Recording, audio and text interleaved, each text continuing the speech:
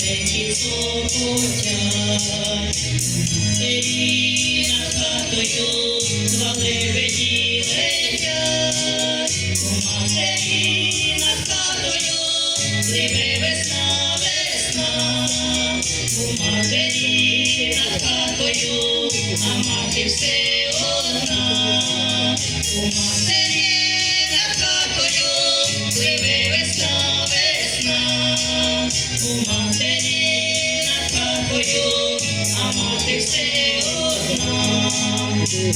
Ти все надіється, що з лютої війни повернуться два лебеді сини.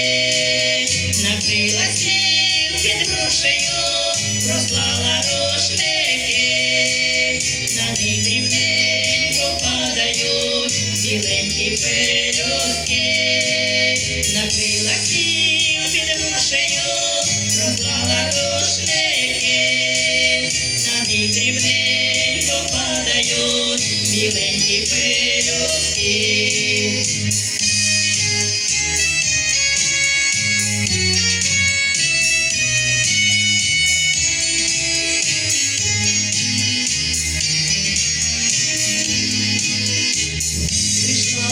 Сніг падає, на дворі вже зима, а в хаті ті нетоплені вже матері нема.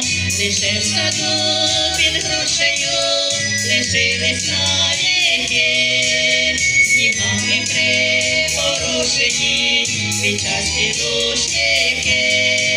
Лише в саду під грушею лишились навіки, снігами припорошені квітчасті рушники.